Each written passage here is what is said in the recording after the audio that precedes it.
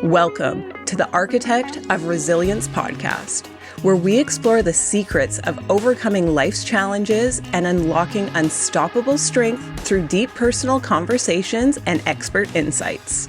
Welcome to your podcast, the podcast on how to become the architect of your own resilience. So this is a podcast for unconventional discussion around what strength really means and how you can use that to build a better life through the development of resilience.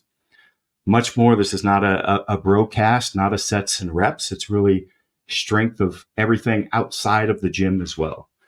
And so today I am super excited to have on an amazing guest and someone I'm proud to be able to say I know and call a friend, but Gabby Reece. She's so many accolades. It's hard to know where to start, but a volleyball legend, the first female spokesperson for Nike, successful in business with XPT Life, Laird Apparel and Superfoods, an actress, host, model, podcaster, speaker, best-selling author.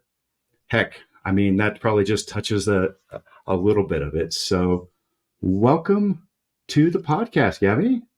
Hi, Chris. So great to see you. I'm so glad. Last time I was interviewing you, so it's so nice not to have to be the steerer of the ship.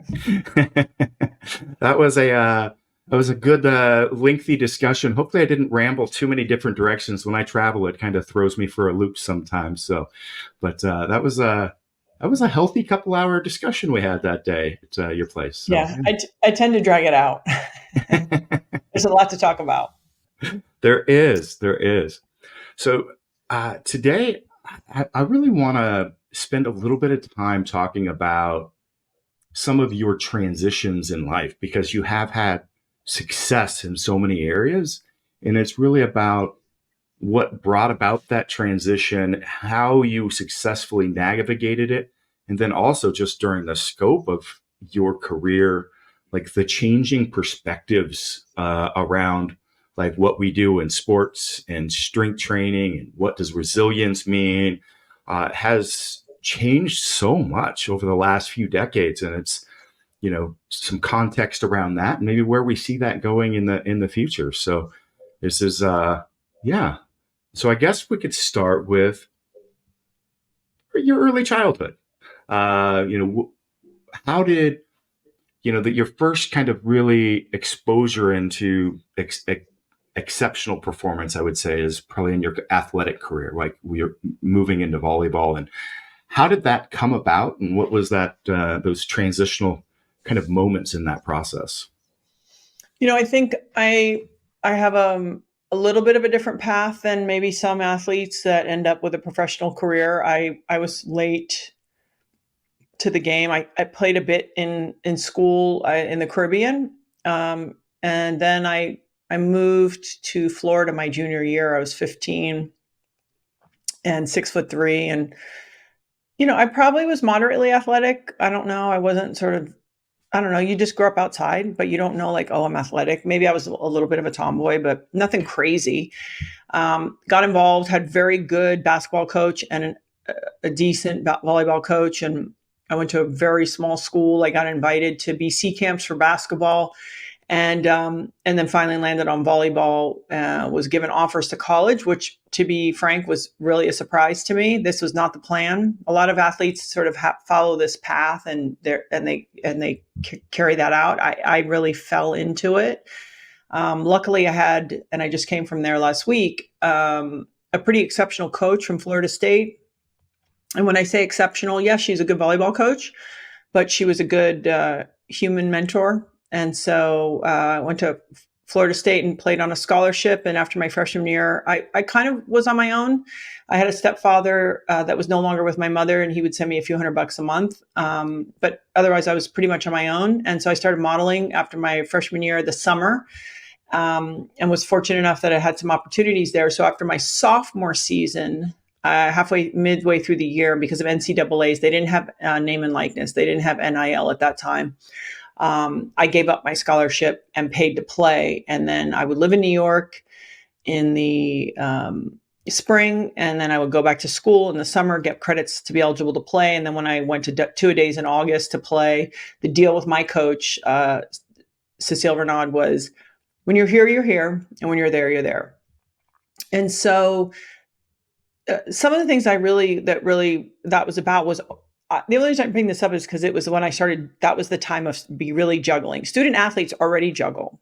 Right. But then I added another layer. And so I was learning how to really switch gears and switch kind of skill sets and just do different things, a lot of different things at one time. And that was really, really helpful for just kind of everything. I mean, even anyone who has a kid and is trying to work, that's a version of that, right? And so then when I was done at Florida State after my senior year, I didn't want to live in New York. So I moved to Miami, and there I picked up the beach game. And there was a woman I played with who had a real job. She ran a company. And after about a year and a half, she said, you should probably move to California and try to be professional. And not knowing well enough, thank goodness, I was like, oh, okay. And because I was in fashion, I could sort of make that my new home base and work it out.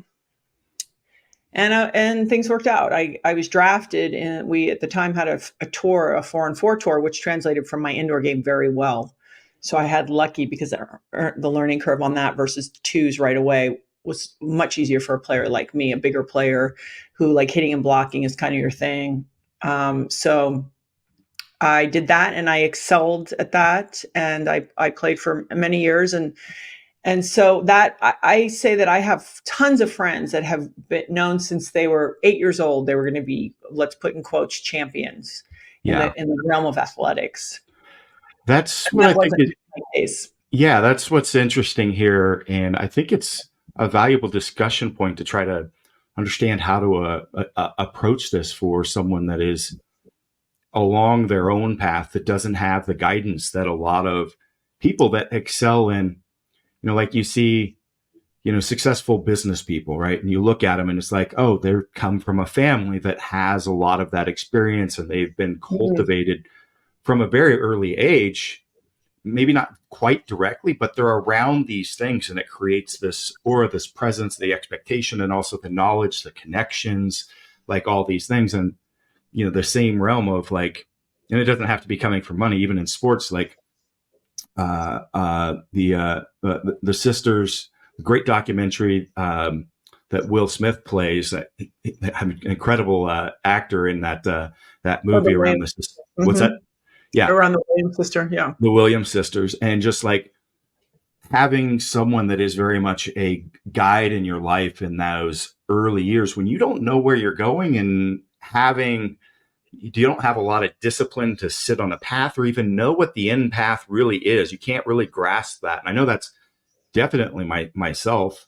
I realized looking back, I'm like, wow, I had a lot of potential to do a lot of different things, but no guidance in there whatsoever. And I guess the question I would have there, and I'm not necessarily recommending like the tiger parent like approach, for everyone, but it's, what advice would you have looking back for yourself, or maybe a teen or someone in the early 20s that goes, God, I recognize I have some ability, some potential, but I don't have a coach, like a guide for life. I don't have a mentor. I don't have this person to help me strategize and navigate this path. Would you do anything different? We'll leave it there. Well, I'm going to start off by saying, and I know you had a very, very, very challenging childhood. I had a little bit of a rough one, like my mom, and she did the best she could. But for many years, I didn't live with either one of my parents. My dad passed away when I was very young.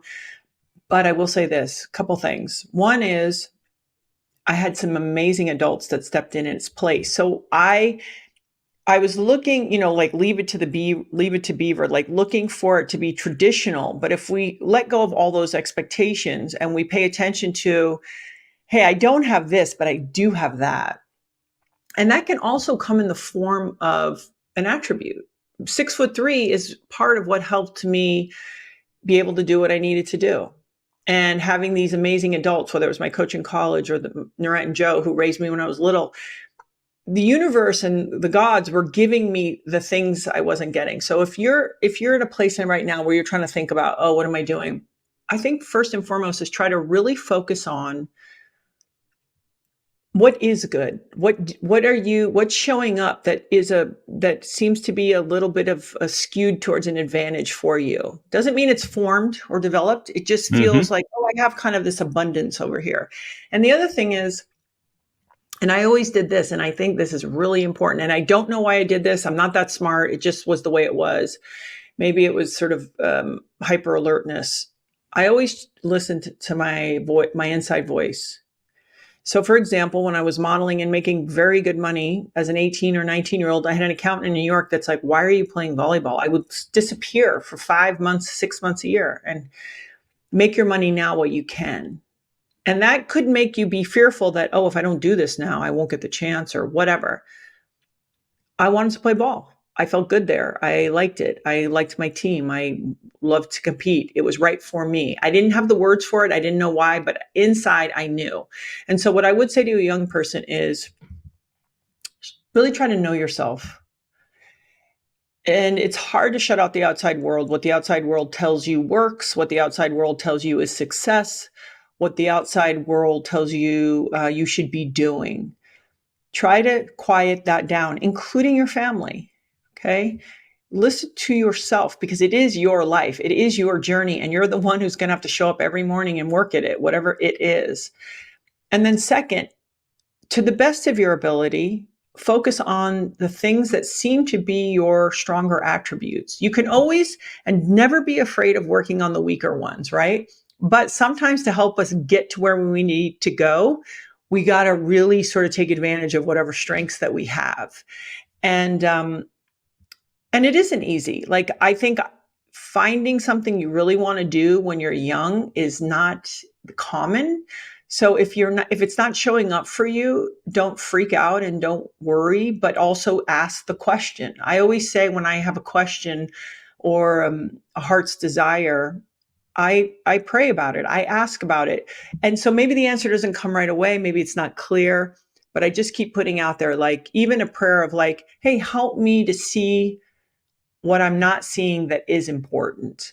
Or, I'm looking for this way to participate in the world I live in and bring my talents to my community. Please help me to figure out how to do that. And it sounds silly, but I find it to be when we ask, things will start to show up because it's, if nothing else, we're putting energy and consciousness towards it. Yeah. I would like people to go back and listen to that again. There's some amazing depth there to what you just said. And the point that I try to drive home that's somewhat similar is you can, in the world today, you can make a living out of anything. And so find what you really just enjoy doing and dive into it, because there is a way, there's a path. Yeah. My wife likes to cook at home, and she made a living by doing so. It's not like helping people, to teach them, and not like a catering company, not a restaurant, right. And that's what I do. I left a highly successful career to do, well, I don't know what it is, be myself. Right. Mm-hmm. And that's just, it's an amazing thing. There's so many things that you can create. There's nearly anything that can become a sustainable livelihood. So following your heart. And again, don't getting worried that if you don't have it, just like Gabby said, if you don't have it figured out, because, oh, I don't have my thing, like, that's fine. Life is long, and that thing may change for you, and it probably will several times over the course of it. So just keep going and having experiences, because that's going to be your guide. So I know I'm repeating a lot of what you said, but it's just in a different frame, because these are very important things. We are, like you said, going to be a lot of things in this life. And also, I would like to remind people that there's also something to be said for being a late bloomer. Harder and more bumpy up front. But, we say in our house, it's not how you start, it's really how you end up. And so it's not about having it figured out or knowing, but it's about arriving at that place to the best of your ability. Yeah, absolutely. And sometimes it's like you don't know because you haven't had success yet with it. So maybe you don't feel it. But when you're out there and having experiences and then you're doing something and you start like winning at it, and you're like, oh, okay, this is the thing. Mm-hmm. And you may not have that calling or just know just yet. That's totally fine. Just live life and be with it, go with the flow. But the point is to be aware of yourself.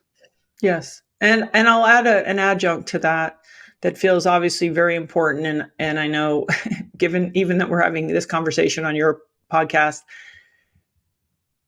don't sacrifice your self-care for not knowing or feeling uninspired or feeling, sometimes not knowing what you're supposed to be doing can zap your energy. But part of the deal, the thing that you can control, is taking care of yourself. And I really think no matter where we're at in life, if we have the opportunity, the luxury to be as healthy as we can, that also sets us up to make everything else easier. It says, you're full of gold today, Gabby. I love this. Oh my gosh, I don't know about that. Just live a couple years and you sort of go, oh, this seems to keep showing up. Yeah. So Yeah.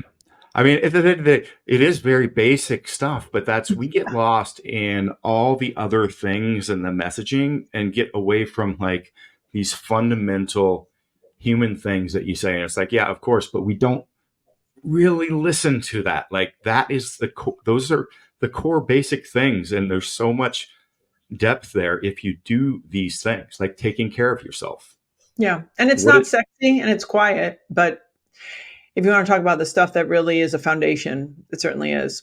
Yeah. It is just like, it's not get some sleep, eat well, move your body. Yeah. Like, yeah, it's like, yeah, that's not sexy to talk about necessarily. Right. So, but luckily there's more people with some big voices that are saying these things. And, like the strength training itself is getting pushed in more popular media these days, which is fundamental. That hasn't in the past.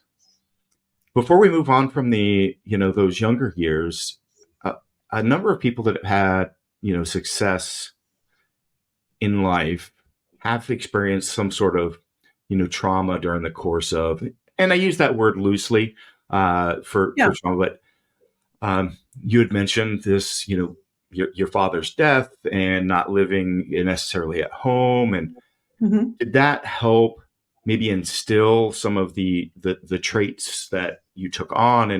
And I don't say that you have to have those things to get there, because the point is we can learn from people that have and listen and try to actively, consciously do what was brought, that they, may have learned in that process. So can you talk a little bit more about that? Yeah, I mean, obviously, I've learned a lot about big T, little t, different types of traumas. I was never really hurt. I felt forgotten, but I think you can get over that, right? And it's also when you mature, you have a different point of view, and you do realize people oftentimes you feel hurt, but they have really genuinely done the best that they could at that time in their life.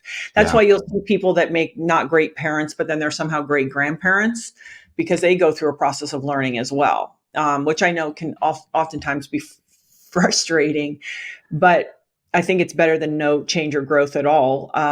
But what I'll say is, and I see this a lot, and so it's a really tricky thing, especially like I have 3 daughters, and my hope is to participate in creating an environment for them to be their best selves and reach their life. But I actually think sometimes you have to be a little screwed up to be hyper successful. And it's a terrible thing, because it's like, do you have to be a little bit broken or have something, in your past that squeeze you so hard that you overcompensate?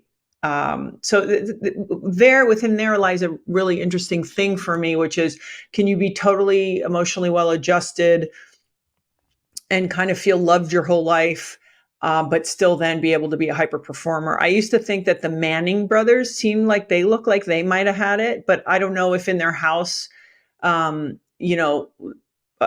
kind of success equated their love language. I don't know, but they, it's like, so I just want to remind people too, that a lot of times the people you see, like someone asked me that, they go, why do you think you can do so many good things or like so many different things? Well, and I'm like, fear, Yeah. So I don't want to glorify it because it has its own thing. It's if you can use whatever fuel you have and then use hopefully new fuel, new stories, let go of the past, and then come from a place of like, I feel grateful. I can recognize an opportunity. Not everybody gets an opportunity. I'm going to maximize the opportunity and use new, more, kind of less fear-based and more positive-based fuel. Yeah, absolutely. That has been something I'm slowly, constantly trying to learn myself. Yeah. And absolutely recognizing, like, for myself, I excelled. I had to be the strongest person in the room. I had to be the smartest person in the room. I had to be the most successful. I had to, like, why? Because I grew up with a value of like nothing or less than nothing. Right. And so it's like, I was like, that is very much a response, like to that. I mean, how can I deny that happened? And is that healthy? No. Is there negatives that come across on it? Yeah. But it's always a process of learning and growing from that. And I see you going, oh, is it healthy? Again, it depends on how you take those things too.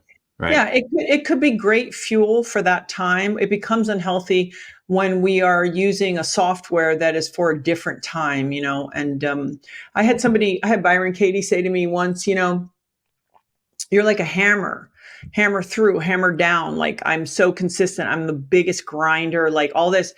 But then like coming to relationships and family and parenting, she's like, but now you're washing the windows. Like, you're not going to, like, you need a new tool. And so I think it's, as long as it doesn't destroy, your present day life, and you're open to being uncomfortable and saying, oh, you know what, I have some work to do and I can improve. Because a lot of times what happens is if you get a little bit of success, you go, well, this works. But it only works in a certain way at a certain time. And you do have to, I think the great adventure is to say, oh, there's just so much work to do. Let's dive into the world of optimizing your overall health. With pushing my physical limits, I encountered significant reductions in my health, and I reached out to HIGHX Health as the premier telehealth service. I loved their personalized health coaching from the comfort of my home.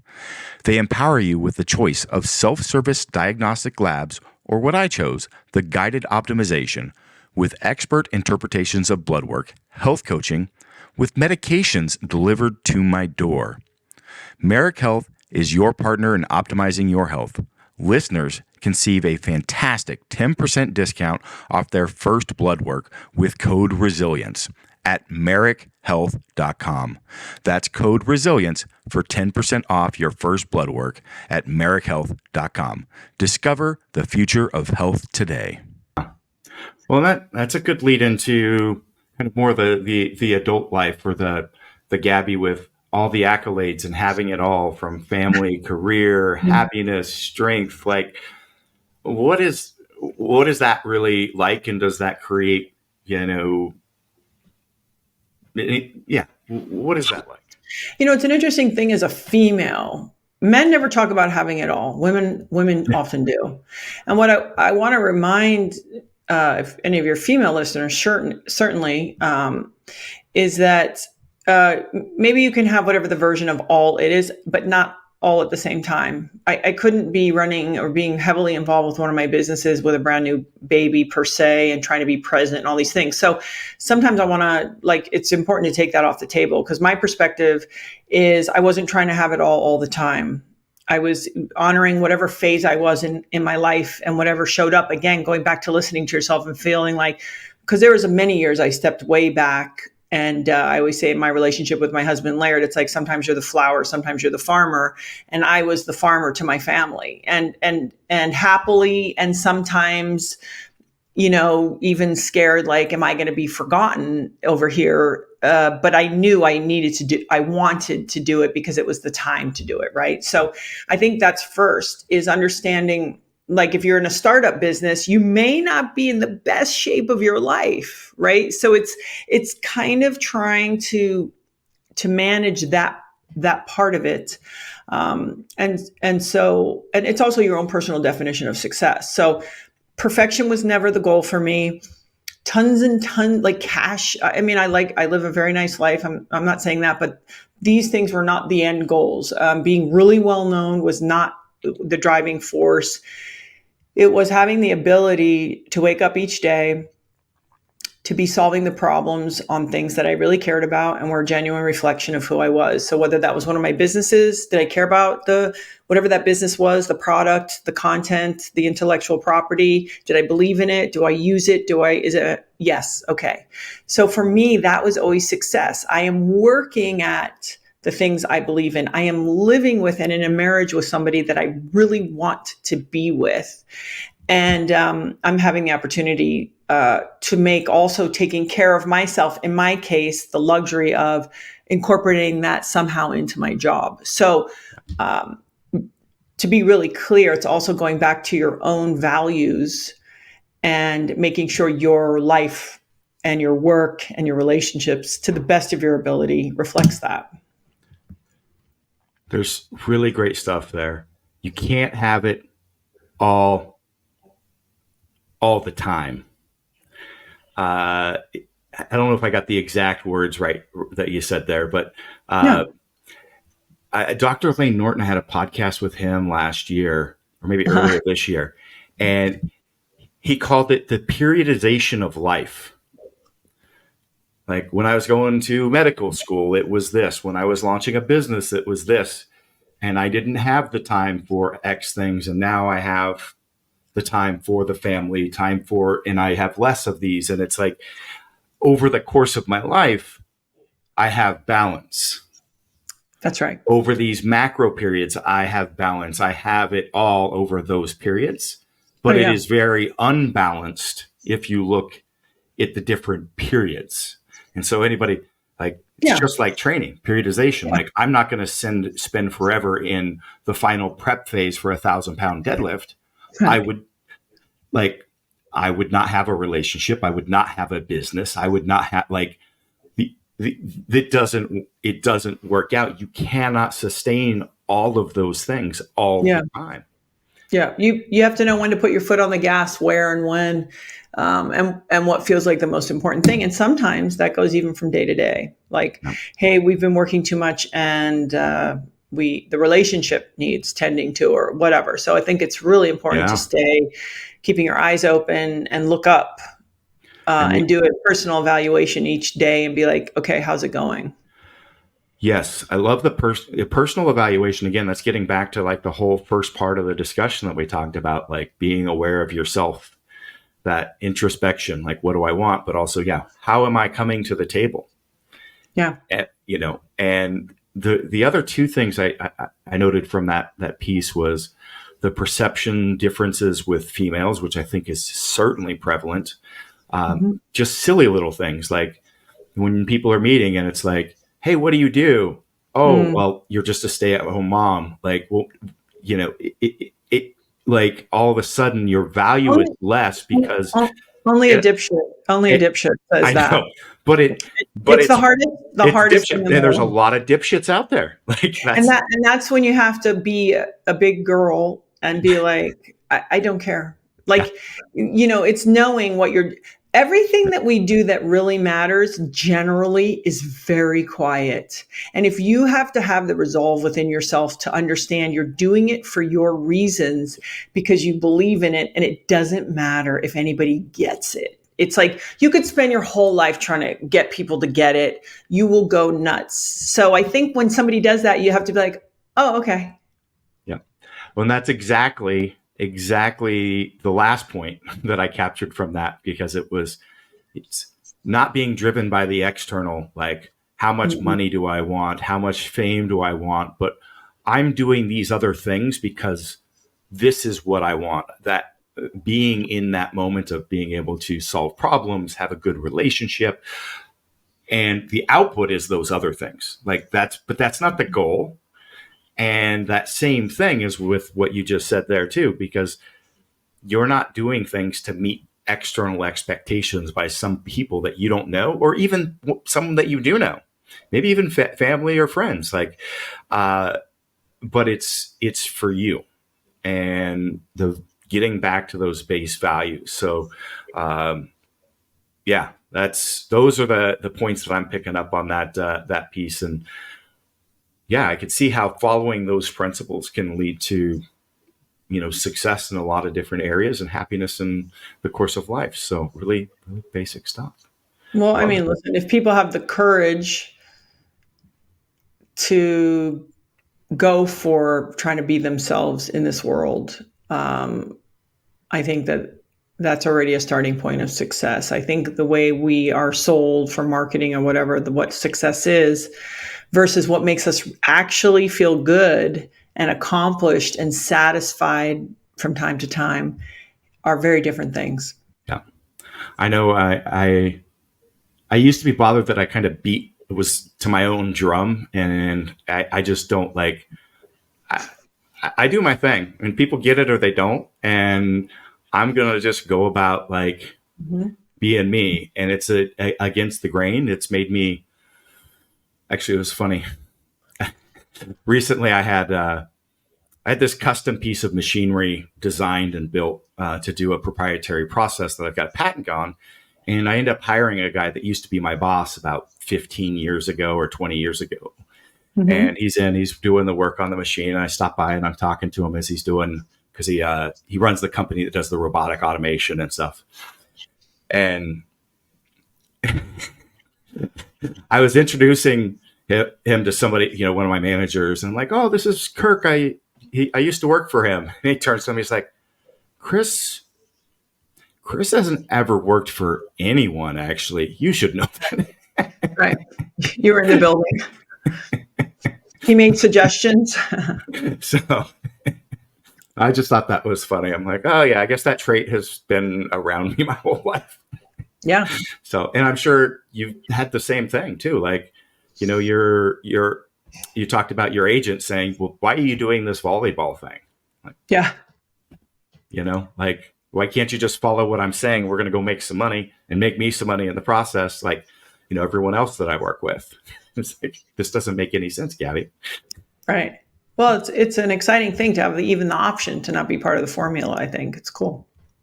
It is. And yeah, I that's what I'm trying to encourage everybody. If you want to be the architect of your own resilience, like, you need to be the architect of your life. Like, this is what we're talking about here, is the things that you need to learn and embody to be able to accomplish that. And some of it's going to be uncomfortable. Some of it is going to have people questioning you, and sometimes people that are close to you questioning you or not understanding you.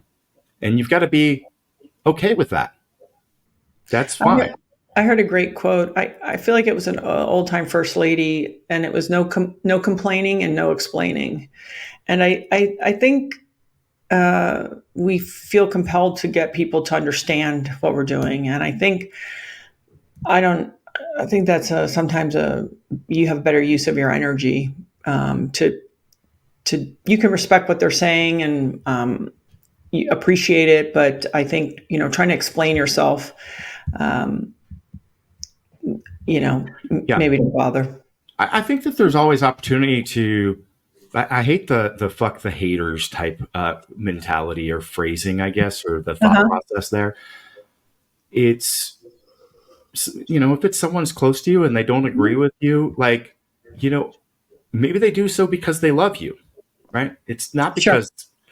Sure. They're worried. They're like, this person's going to fall on their face. Like, what's going to happen?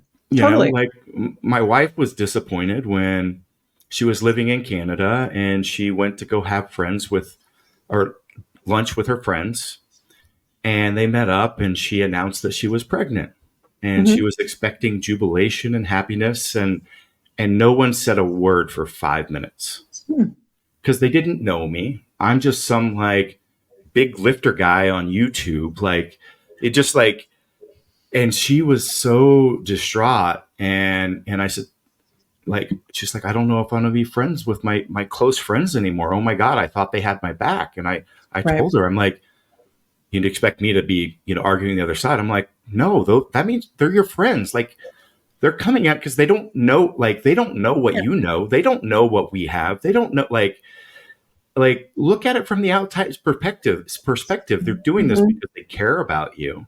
Yeah. And so people always have their own filter on too. So it's hard to get them to, exactly. So there's always an opportunity to learn, though, I think, when people take a look at it, but it doesn't mean you have to care. Right. But it doesn't mean it's not a good job to challenge your own perspective based on maybe some information that's there. But it doesn't mean that you need to change what you're doing for that.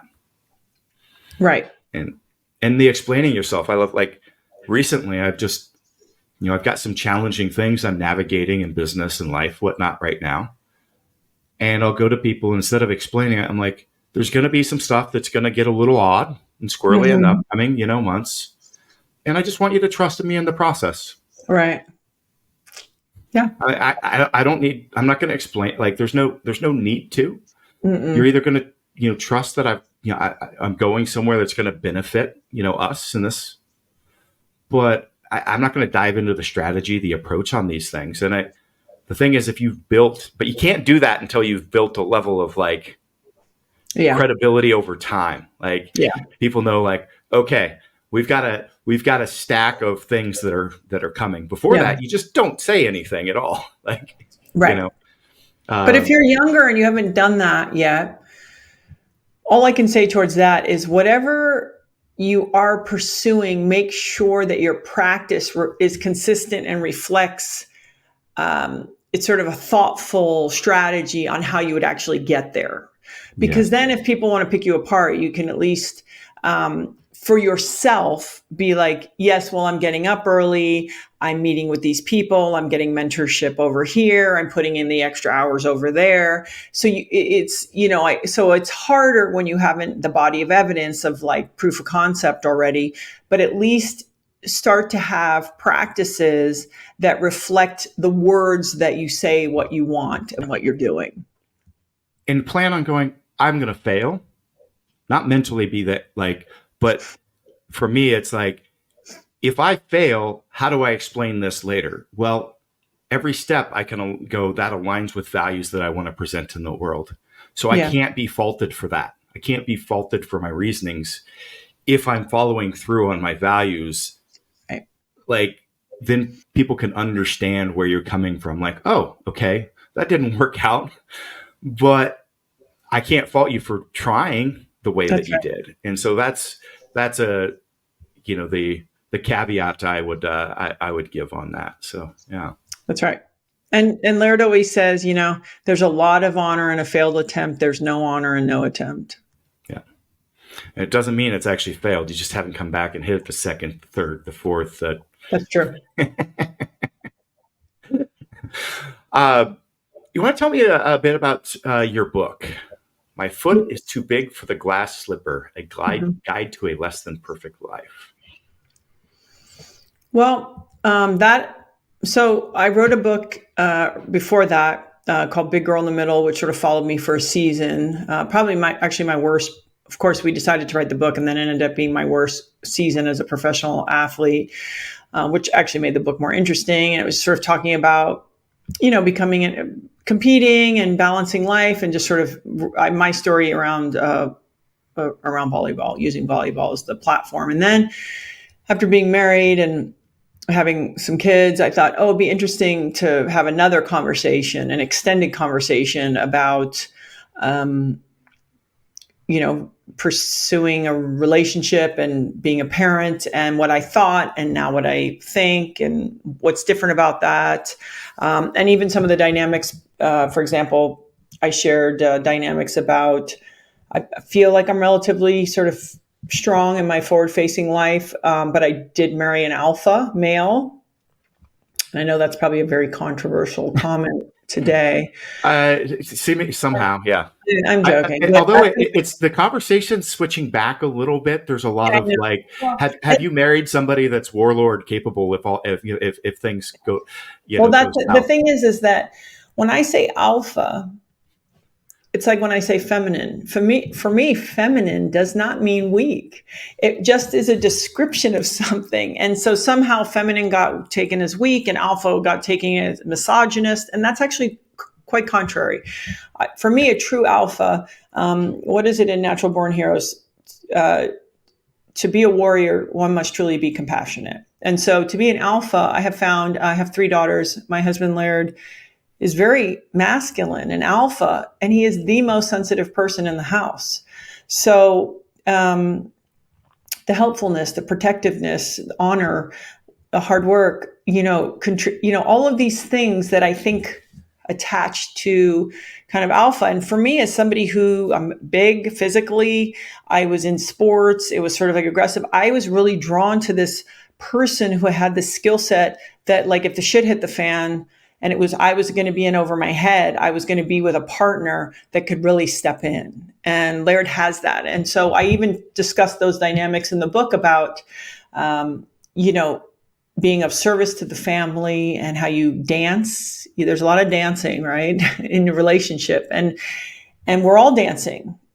People are they're moving in and out of their relationship. They're working. They're being parents, and it was just having conversations around parenting and self-care and trying to stay who I am as a human being in the process of becoming all these other things, like a wife and a mother, because they don't actually talk about that often. And then everybody wants to know why a woman, after her kids all leave the house, she somehow either is crazy or pissed. It's like, yeah, because she was completely of service to the family because it's so natural.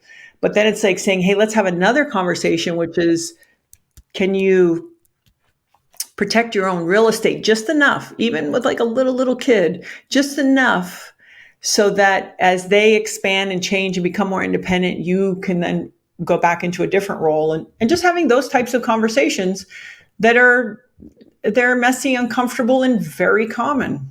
Yeah. I think that's very valuable to be able.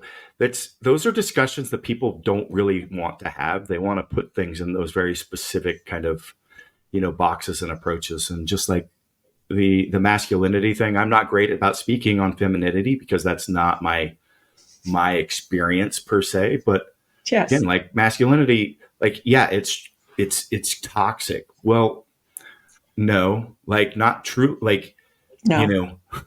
Like I said, that alpha is somebody, well, as my wife will say, I have all the feels. And you'll find that with a lot of those people that people think are those roles. And it is very different than this toxic, which is actually people that really lack true masculinity and they're trying to compensate and be something or some projection of what they think it is when it's, it's a protector, it's honor, it's like, there's so many positive traits there. And I would hope for our young men that they don't feel bad or weird or uncomfortable just because they are male. I think the problem for me is that we're not now encouraging or having systems in place in which to help them develop those tools. I heard a great book from the author of Boys and Men, and it was like, it's not toxic masculinity. That's a very specific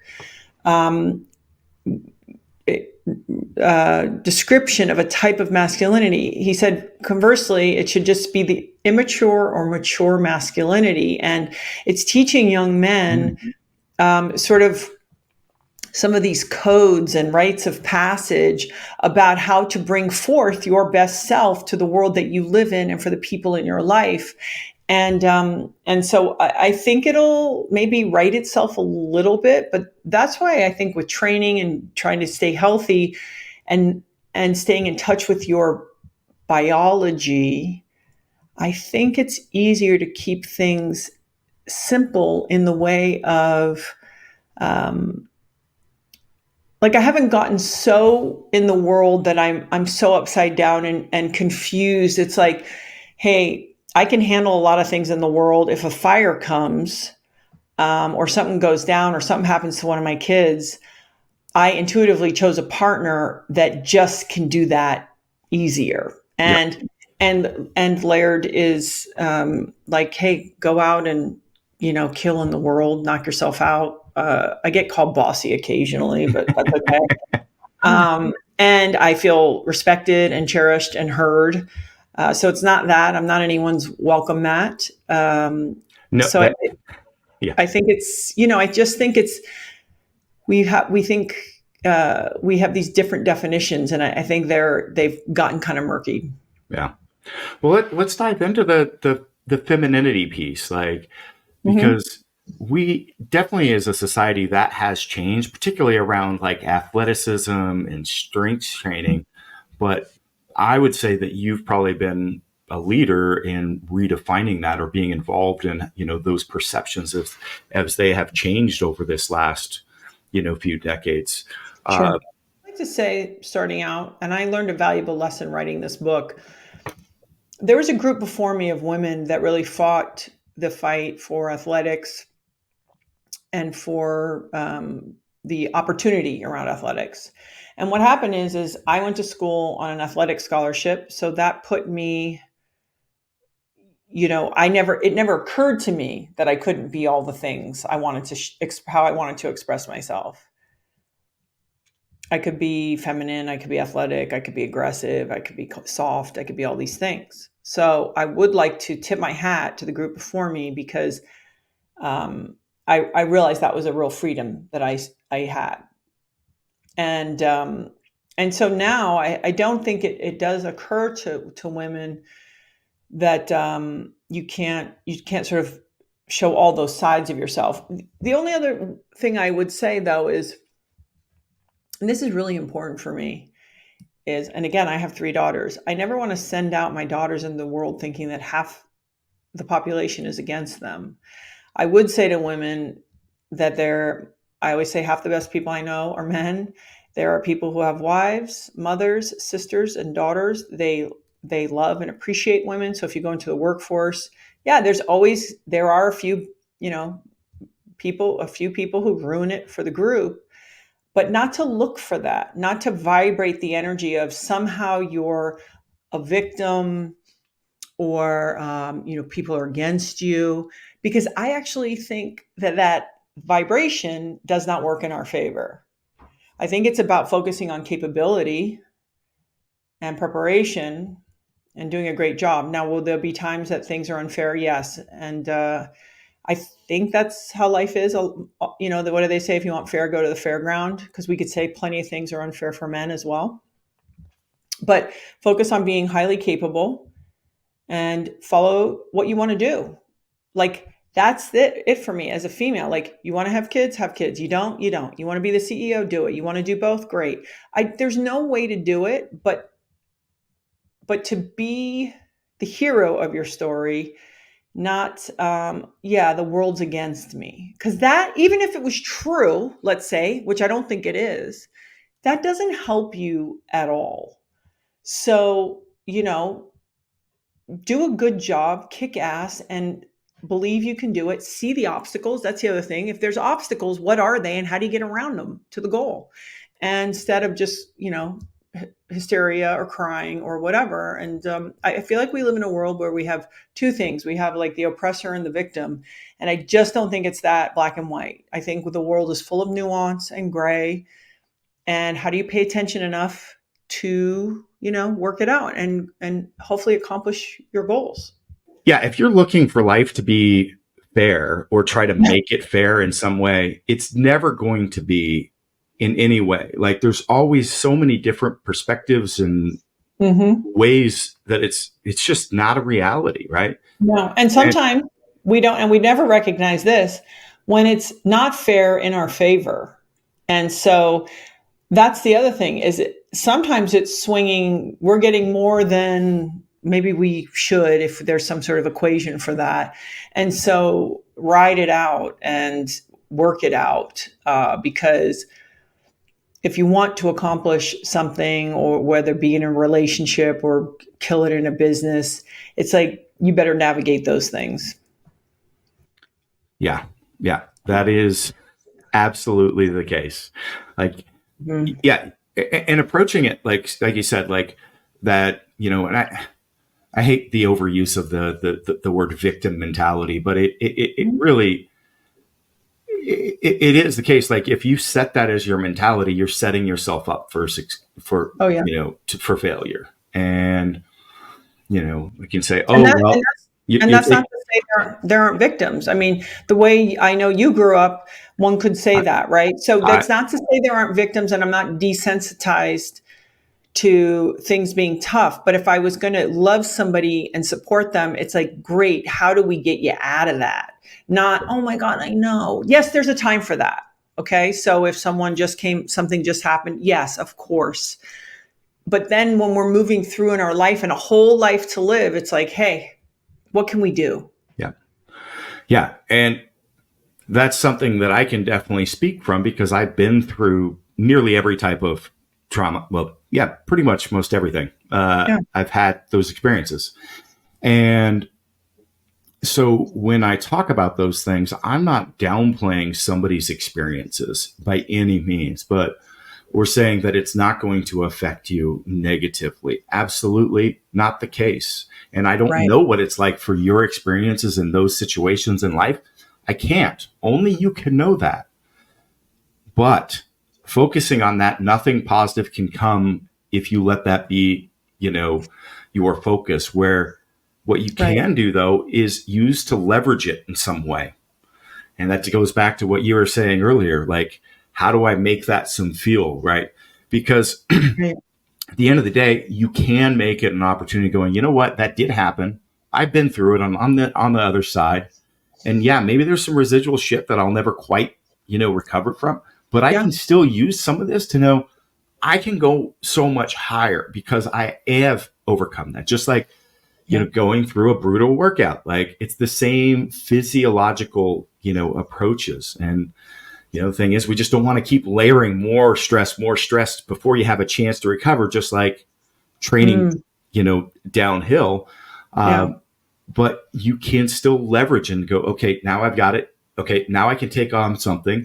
Let's accomplish that. All right. And then keep building just like we do. I mean, it's the same physiology for adaptation, whether it's mental or emotional as it is physical. And so, yeah, okay, I'm overspeaking. You overtrained. And there's not some of it you're not going to fully be able to rebound from, but you can rebound.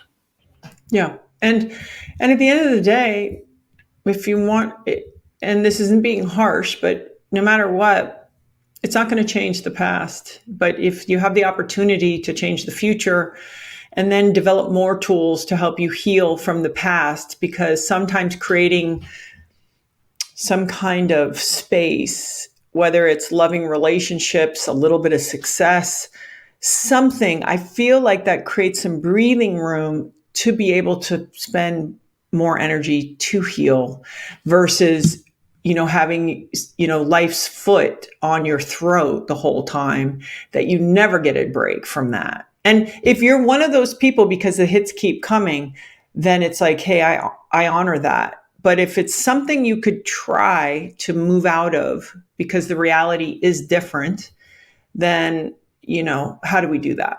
Yeah, absolutely. Because, and it's again, you keep reinforcing the same concepts again. How do I take care of my health, right? Through that process. Because if you're doing that, then you're going to be in a space that you have the opportunity to recover and not be, how do I keep stacking these negatives on top of each other? And that's the problem with this big grind mentality that a lot of people push out, because it gets clicks, it gets likes, it sells books, so on. Yeah. But to sit there and always be burning all the time, there's only so long you can do that. Like, you are going to wear out if that is your approach. Yeah. And we also hide in it. So I know I'm very guilty of this. I hide in my work and in my grinding and in my training and all that, because living real life in my real relationship, sometimes I don't want to deal with it. And so I will hide in accomplishment and tasks and such. So I have to be mindful that I don't default to that. Yeah, when you're knocking things out, that's when you're checking things off the to-do list, when you're crushing a workout, when you're doing this, you're like, wow, I am getting so much done. But is it the right things? Is it actually moving you forward? Right. Or is it tasks? It's busy work. It's making you feel like, holy shit, I'm getting stuff, but you're moving nowhere. You're just going in circles. Yes, and to be slow, or to listen, or to connect, to receive. All of these things are very intimate, and sometimes I think if we haven't dealt with certain things, that's very uncomfortable. Yeah. Yes, and that is a big piece of resilience or strength, is being able to step into those, not being able to push your ass at work and crush big workouts, but like, I've got a challenging relationship, I've got a conversation I need to have with my partner or a family member or my boss or whoever. And then you just keep avoiding it because your stomach kind of twists up a little bit. Yeah. That's strength. And if you step into it, you're going to get more comfortable with it and you're going to get better at it. Yeah. So it gets easier and better, and you get better and you accomplish more. Yeah, and I think we build up stories that are always so much worse than the reality of whatever that conversation is, or that conflict, or that confrontation, or whatever. Yeah. Well, I was actually on a coaching call with a client this morning, and he's made a tremendous progress over this last year on some very important, things of that nature. And it was just we were reflecting on his ability to be able to step into a conversation or step into a moment that he doesn't have the answers to, that it's an unknown. And that's key. Like, because where you sit there, like you said, you often make it way worse in your head walking through all these things, because you're fearful of going in because you don't know how it's going to turn out. So you're creating all these stories of how it could come out. You got to have the confidence to go, I'm going to walk into this not knowing what the outcome's going to be. That's right. And also, I think when we go into things, if our intention is peace and resolution and trying to have a better understanding of whatever the situation or the other person's point of view is we can go in with that confidence. Yes. The confidence of knowing where we're coming from, regardless of what that outcome is going to be. That's right. And the great thing is when we liberate ourselves altogether of thinking that we have to have all the answers. It's impossible. I mean, I know this as a parent. I'll just be like, I don't know. And I'm sorry is a good one. And you were right is a good one. Like, these things, once we flex those muscles, it's pretty freeing. It is. But somehow we let our ego and our fear get in the way of both of those. Yeah. Yeah. Well, the ego, I've learned a lot from a woman named Byron Katie, and it's like, the ego's there to protect us. So it's doing its job. It's just sometimes it gets a little carried away. Yeah. She has a book, right? Loving What Is probably her most famous book. And it's pretty, her work, her program is called The Work. It's exceptional. And it's certainly, if you said to me, hey, in your adult life, what is the concept that has brought me the most growth and I don't know, is the word peace, acceptance? It's the work. It's all about self-inquiry. Yeah. So she talks about the 4 questions. Is it true? Can I know it to be true for sure? Who am I when I think those thoughts? And who would I be without that belief? And just gives you the tools for your own self-inquiry. So she often says, I don't have answers, but I do have a lot of questions. Love it. Byron Katie, The Work. Mm-hmm. So, we'll promote that as well. Yeah, she's very helpful. I guess just a quick, well, we're running short on time. I was hoping to talk about the impact of training itself on anxiety, mindset, stress. Any words that you've got on that? Number one drug, it's like, I think we all have extra energy that we're going to put into something. So is it conflict with a lover? Is it overeating? Is it alcohol? It's like we have the tendency. And so I used to train with this idea only of performance, jump higher, hit a ball harder, whatever that looked like.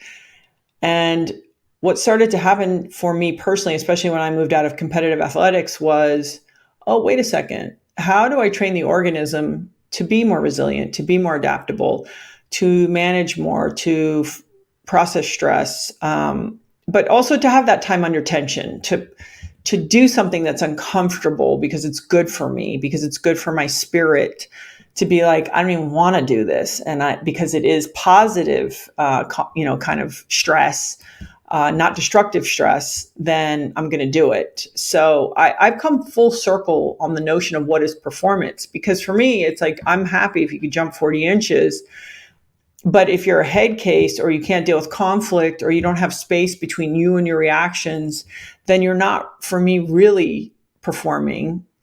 For me, performing is this idea of, I have this idea of who I'm trying to be and who I want to show up in the world as. And one of the tools that really helps me in a big way, besides what I'm eating and being rested enough, is working out hard. And then there's all the obvious benefits, right? So I'm more in shape. That sort of makes me feel good. I seem to be aging slower, even though my joints in some ways are probably older than other people my age. There's always a trade-off, better than anyone. There's no way you can do high performance anything and you don't pay a physical price. Repetitive trauma, it just is what it is. But even that, it's like you have the kind of bank of resilience built up that you can manage that and accept that and work around and do all that stuff. So training it's not something, when people talk about being part of lifestyle, it's like, that's just what we do. Just like what in we this do. house. Yeah. People always ask me, what's my next big goal? When it comes to training, it's like survive family. I just train because I enjoy. It's part of life. That's what I do every day. I go, and of course I got to. Of course I had to pull this up. We're talking training. Oh yeah, we've got, of course. Oh, you like my dumbbells? Hey. I got to drop a product promo in here somewhere, right? So absolutely, they're beautiful. They're beautiful, highly well thought out pieces of functional art. Actually, I got to get you. So I've got some micro loading pieces that go on there, so you can make your 10 a 12 and a half, a 15, a 17 and a half. Chris, really look easy. at me. Do you think I micro load anything? Come on. So I'm joking. Then I've got a loading pin that goes through, so you can macro load it too. So I'm joking. I'll take the micro load. But yeah, actually, I'm gonna get you some. You'll love it. It's a really cool. We're trying to make it the most cost-effective solution. Actually, when you look at a set of dumbbells and kettlebells, here it is. You need less. You only still need them at 10-pound jumps, 20. And here's some micro pieces that go on it. Here's a macro one if you want to do some heavy rows or whatever. But your total cost for this is way less than a set of dumbbells. I would love to know the exponential growth formula when you start adding macro, micro loads on the 3 grips, on the hand on the outside, hand on the inside. I'm sure for you math minds, you'd be like, yeah, let's geek out. Now we have, times 10 more things we can do. It's pretty well. Then you could load one side more than the other too. Right. You could the variables are endless. Endless. Well, I really want to thank you for hanging out. I do want to hold on and ask you the $1 million question. So this is our $1 million question for $1. And so for $1 a month, you sign up, you get access to our Discord channel and these extra questions, as well as there's product placements hidden in the Where's Waldo in the background. If you find those, screenshot those, drop it in the Discord, and each week, and you have the opportunity to win some free swag. So Amazing. So check that out. All right. So our $1 million question is, what would be the most defining mental trait that you think has helped you be able to achieve the ability to transition successfully into, these big changes in life that have gotten you to where you're at now? I mean, listen, your podcast has the word resilience in it. I think I'm naturally probably a pretty resilient person. And also, I don't think I spend a lot of time feeling sorry for myself. I think I am solution oriented. And so when it's not going the way I want, I don't spend a lot of time. It's not that I don't go in my feelings, but I go, okay, this is hard. What do I need to do? So besides being resilient, so I can keep the fortitude to continue, I think I accept with humility that it must be happening for a reason, and I will figure out then what is really the next step. I love that. I love that. How, in accepting that with humility, how do you go about attacking like something that you try to accomplish and it's fail? Oh my gosh, I'll tell you a quick story. My husband Laird is a surfer, and he surfs with the general population. That's what they do. They're all together. Unless it's very big, then you just have the guys who really know how to do that, right? But like, let's say day to day, he's with civil householders.